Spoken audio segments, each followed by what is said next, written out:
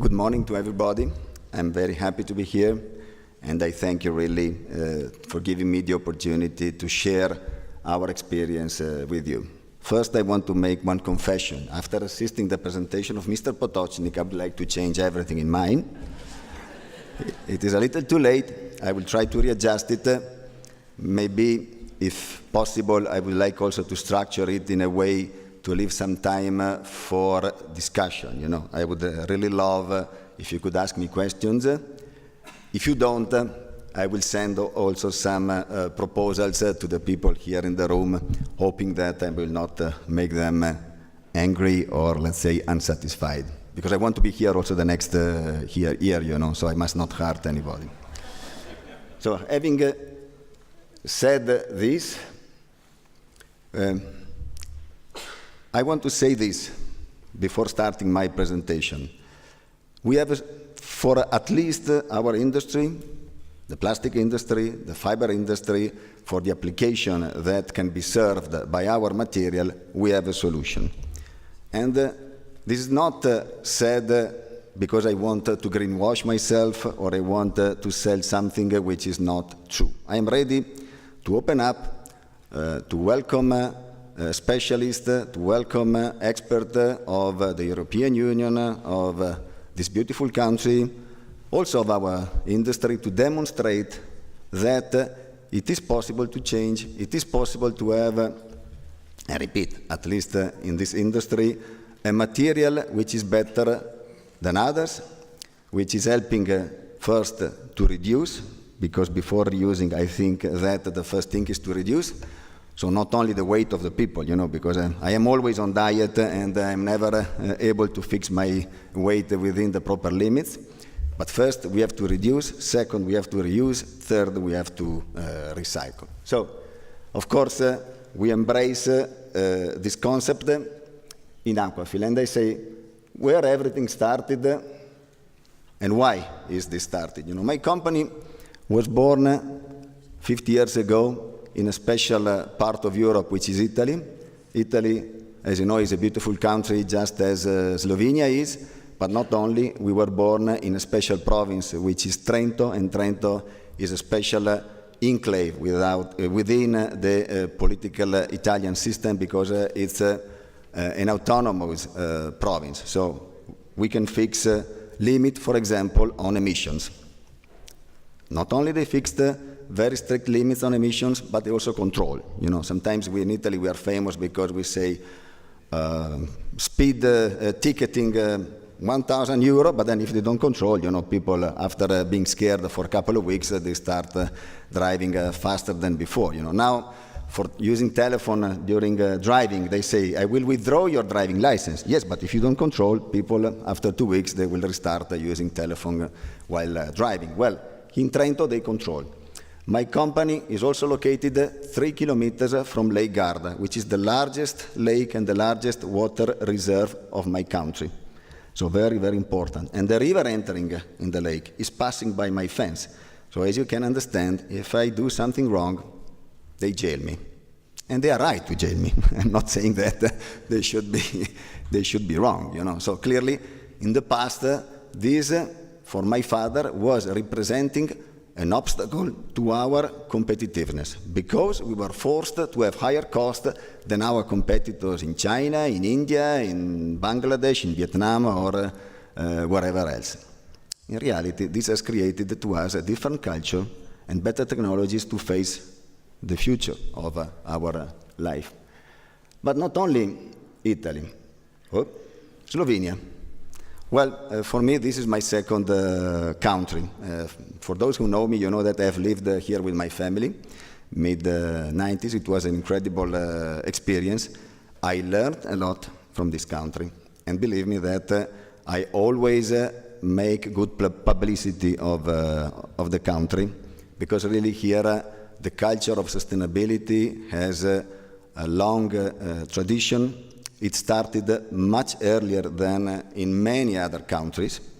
You know, I like to speak about garbage collection and separation. You know, that when I was here in 1995, this was already very well developed. In Italy, zero. So today, of course, we catched up and we are proud of what we have done. I mean, but at that time, Slovenia was already a very advanced country and also very social because, the first week I was here, we went to the municipality of Ljubljana, we got our cans, and, of course, on top of the cans, we had also plastic bags because, the garbage was more. And strangely, they were not collecting the bags. And then after 3 weeks, my neighbor in Slovene, and we were not speaking Slovene, tried to explain to us, no, dear Giulio, this is the size, this is the amount that you are allowed to produce. You can be richer, doesn't matter, but, or better, if you are richer, you have to spend your money and your intelligence in order to be better than the other, So this is also something which I really liked, I learned a lot. But nevertheless, also in Slovenia, we are based in Ljubljana, we are very close to the downtown of this beautiful place. On the other side of the street, there is the famous BTC, which is also another great example of sustainability. I tell you, I go all over the world, but I've never seen a shopping center collecting 17 different streams of garbage in order to facilitate collection, recovery, and recycling of material. I mean, it's and we share a project also with them, and so for us was a must, because of course if we didn't do right, we would have been shut down or closed, or even worse, punished through jailing or even hard things.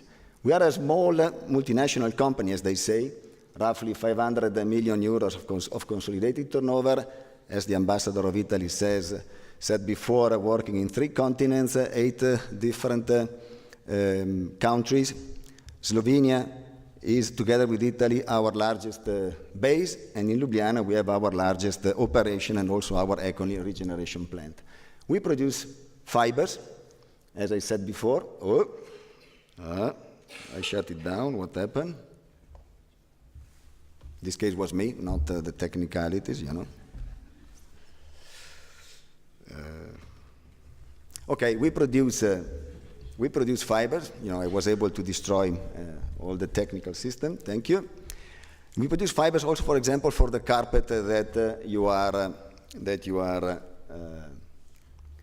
Okay, sorry. That you are walking on, as well as also for the apparel. Okay, now we go back. Well.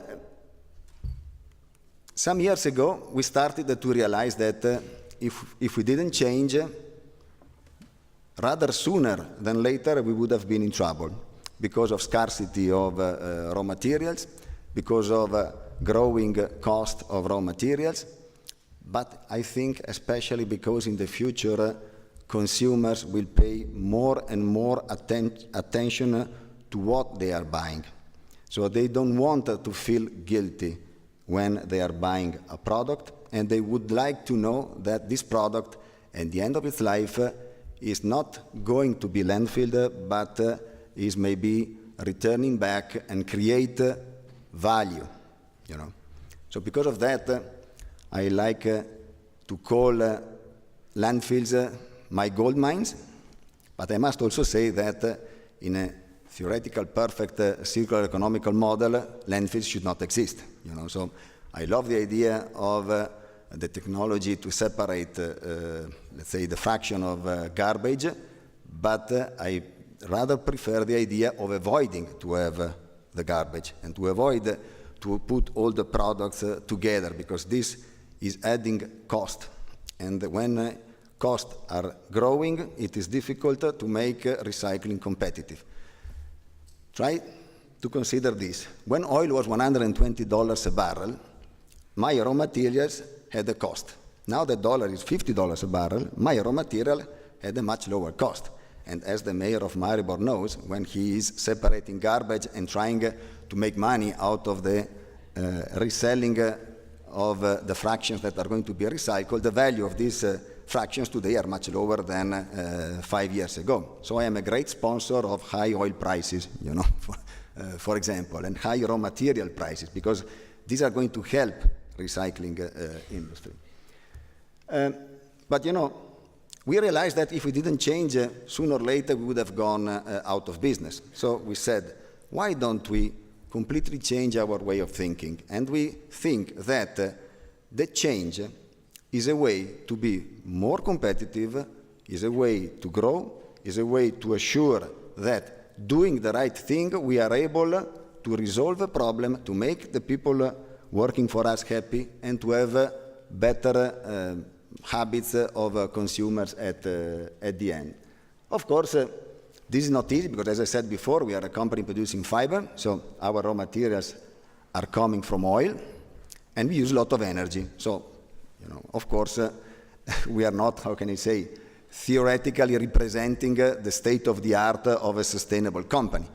But nevertheless, we realized that inside our raw materials there was a magic that I didn't discover actually. So it was not Aquafil to discover it, but it was, in the chemical characteristics of our raw material. Nevertheless, our route was to start, how can I say, producing or using better energy, to use less energy, to be more efficient. So, to build a gas-fire plant that were using special turbines, irrespectively whether the turbines were more expensive than the conventional ones. We were targeting the one that was having less emissions. We didn't care whether it was more expensive. We spent 1 million euros more at the time, but the turbine was more efficient and really creating much less emissions. Then we started to recover all what was behind, arriving to a very high efficiency of these gas turbines. Then when the Italian state will start, because we have a great production of biogas, but unfortunately today, because of the legislation, it's not yet possible, and I guess also here in Slovenia, to input this biogas in the gas pipe, because if this gas would be in the gas pipe, I would love to pay more for this gas and to use this biogas into my turbine. Of course, it's a mass balance resolution, but it would help to develop those kind of systems. So, just to make another example, in the case of electric energy, wherever and whenever possible, we started to use green certified energy. 100% of our energy here in Slovenia is green, same is in Croatia, of what we purchase also in Italy. I cut the story short. Only in China, for the time being, we don't have green certified energy, but it will come because China is investing huge money in green energy production. In the short term, they will lead this business. They are already leading the business of solar panels, but they will become the country with largest production of renewable energy. So shortly, apart the energy which we produce, all the energy that we are consuming is coming from renewable, even if it is costing more, because it costs a little more. But this, I believe, it is important also because at the end, this is going to be measured by my environmental product declaration that is going to improve.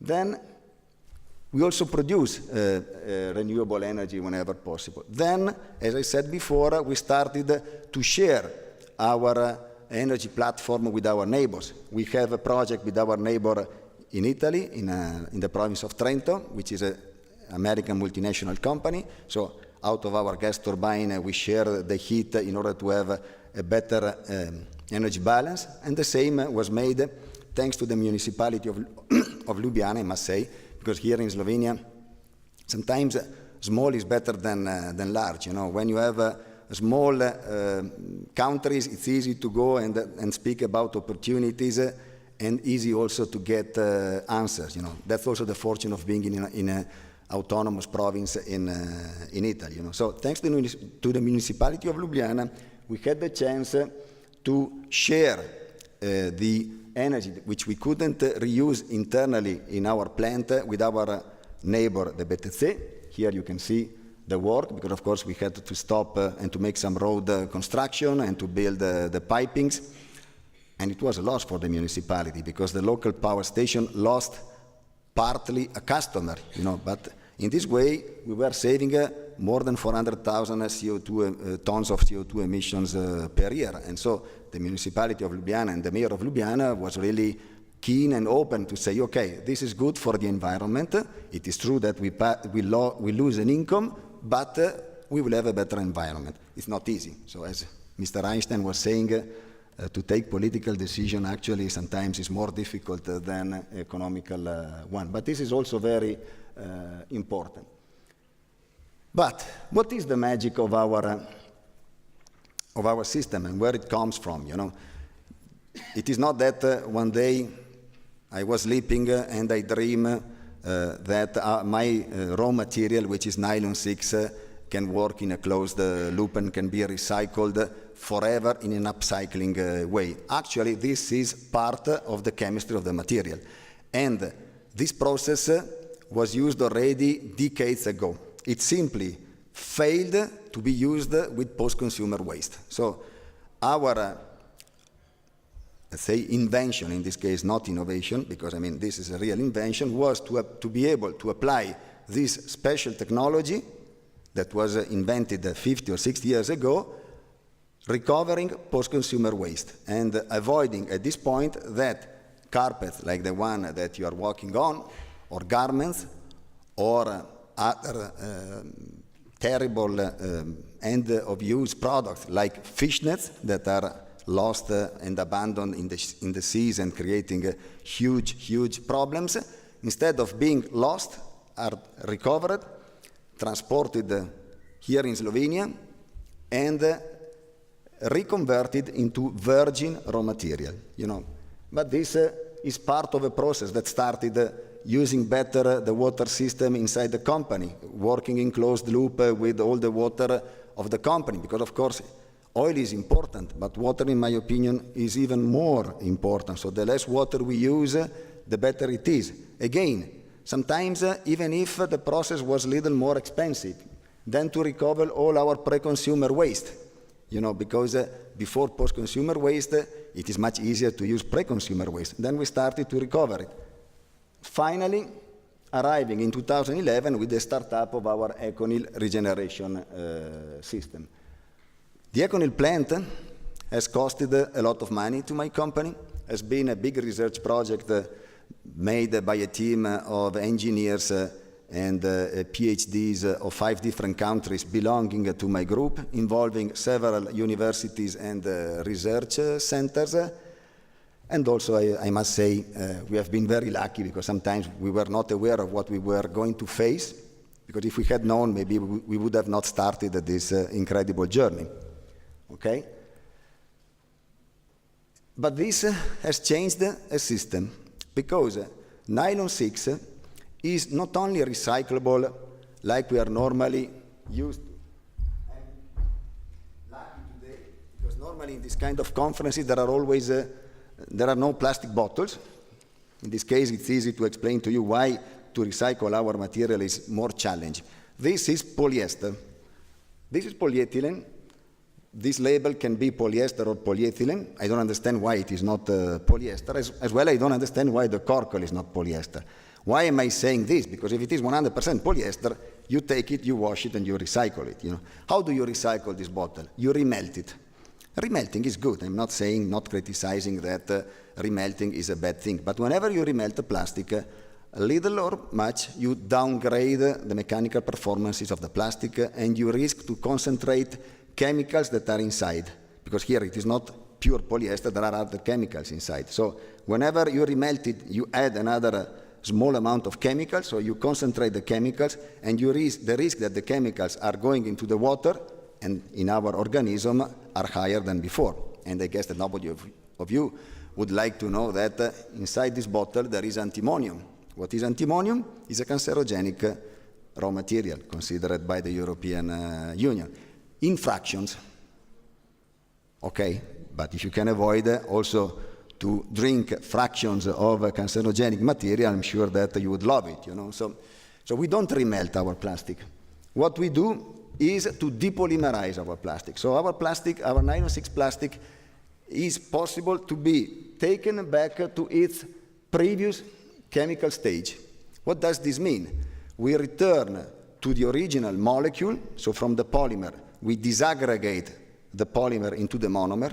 Then with a special technology which is part of our intellectual property, without the usage of any solvent, we purify the monomer, and we can reproduce a perfectly 100% pure polymer as the one which is coming from oil derivatives. So this means without any limitation of usage. It means that if I have a colored carpet like the one that you have over there, I can make a white yarn or a lighter color one, or the yarn of a fishnet, or of a beautiful lady's stocking, as well as of bras or swimwear or whatever you like. And vice versa. From a fishnet I can make carpet yarns and so on and so forth. So I don't spend hours explaining what is possible to do. And this is theoretically possible to do an unlimited number of times without any degradation of the mechanical performances. Thank you. So she remembers to me that I am not leaving time for the discussion. So I will try to cut this and to go a little faster. So as you see, we have our raw material storage, which is partly in Aidoshina, partly in Ljubljana, and partly in Krain, which my people call AKS, any kind of shit, because inside you can import, and you can imagine how easy it is to import garbage from outside of Europe, inside Europe. Normally, Europe is exporting garbage if possible. Bureaucracy, of course, is sometimes not helping. But we are transforming all these, under brackets, garbages into beautiful products. We produce yarns, so the bobbins are never exciting. I mean, nobody's excited by a bobbin of yarn. But here you can see some products. Google Office, Facebook Office, Apple maybe in Mountain View, part of the office, the Pentagon, the European Union Parliament, the Berlin Parliament, just to make some examples. Of course, not by ourselves, but through our customers, because we produce ingredients. And these are beautiful fashion products like Speedo swimwear, Outernon, which is particularly, in my heart, because it's a startup made by Kelly Slater, who is the most famous surfer all time. Like if Valentino Rossi would produce something for motorbike and would do it together with Aquafil, There are also some nice products like those Tecos socks at the end of the picture. It's a small UK sock manufacturer who has made this sock is 100% made with Econil yarn, and he's reorganizing the collection of these socks. It's a marathon socks at the end of its life, and he will send these socks back to us, So, of course, if you don't reuse, you recycle. You reduce, and our material is also so highly performing that we need less to make the same product than other fibers. And the recycling, providing that the designing of the product is correctly made, is competitive with the production of any plastics. So this is why I'm saying that we have a solution. So we need the contribution also of the legislator to help consumption of good products that at the end of their lives are creating values and not creating problems. Thank you. I'm afraid that I spoke too much, so I prefer to skip all the other points of the presentation and wait if you have any question, or if you are tired, I can leave the stage.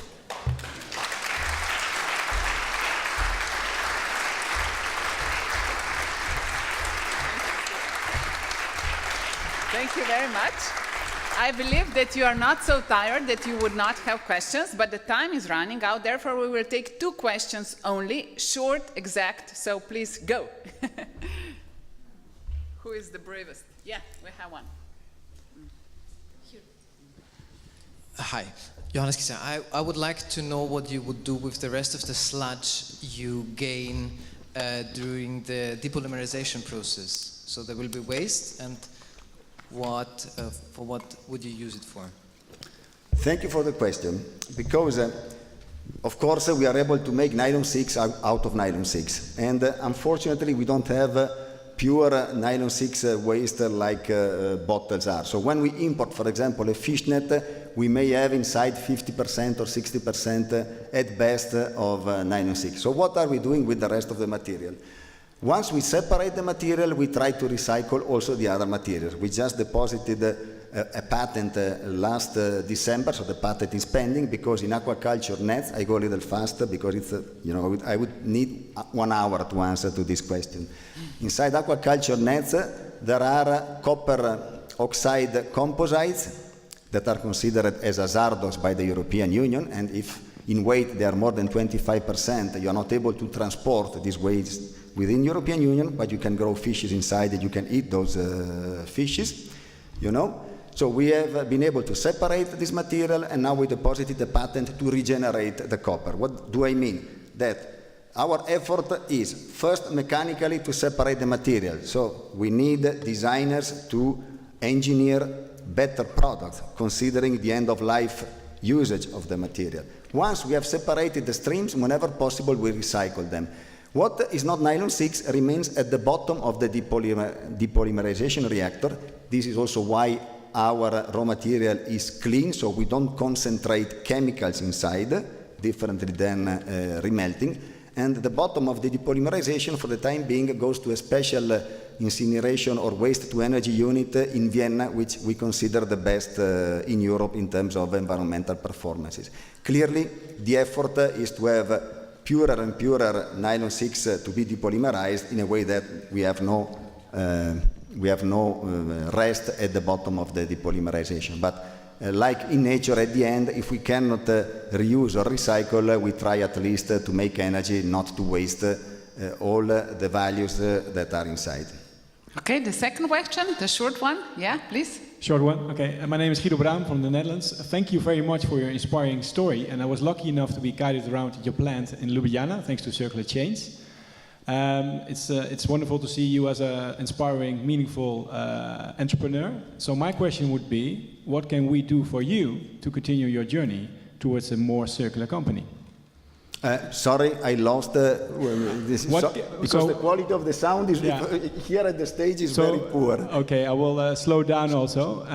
What can we do? But yes, but who are you in terms of because I know what the mayor of Maribor can do. If he finds nylon 6 plastic waste, please give them to me. Oh, that's one thing. I know what the European Commission can do. That is.